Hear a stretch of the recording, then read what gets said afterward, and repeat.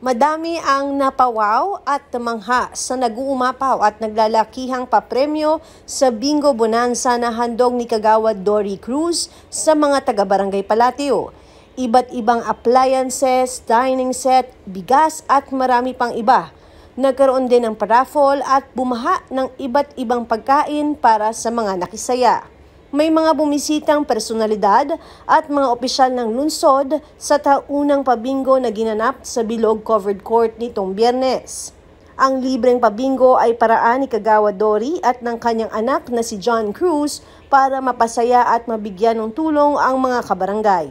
Ang aktibidad ay kabilang sa mga programa para sa Fiesta ng Palatio na pinaghandaan ng kanilang council sa pamunuan ni Kapitan Bobot Guevara. Kapistahan po ng San Agustin. Itong August 23 po, nagkaroon po ako ng Bingo Bonanza dito sa Palatio na taon-taon ko pong ginagawa. Handog ko po sa mga Palatueña. Last year kasi dumating na tao, nasa 3,000. Dapat matumbasan ko ngayon yun. Pero eto na, dumarating na, kaya lang, etong court natin medyo malit ng konti, hindi ko alam, pero baka hanggang kalsada magkakaroon tayo ng tao.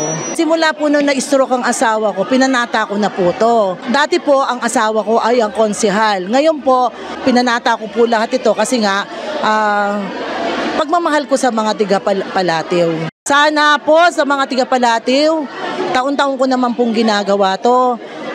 Kada piyesa po rito, napapasaya po natin ang mga tiga-Palatio.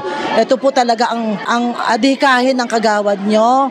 Napasahin po kada piyesa ang mga tiga-Palatio. Maraming salamat din po pala kay Kap Bobot at saka mga konsehal ng Palatio. Unang-una, mga supplier ko sa aking catering, taon-taon binibigyan nila ako ng lahat, TV, aircon, lahat.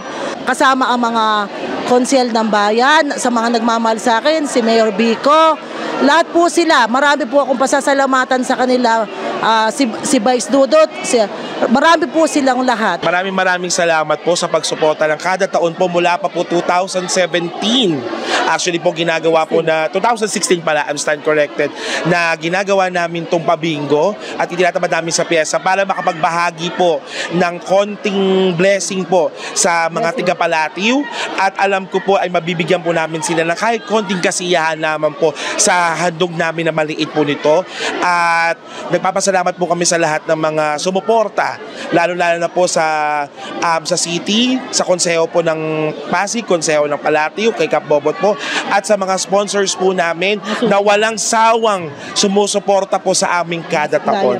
At mga supplier po namin na nagtutulungan po kami, kaya po kami nabibigyan ng mga gantong kadaming papremyo po na maihahandog po namin sa mga tiga-Palatio.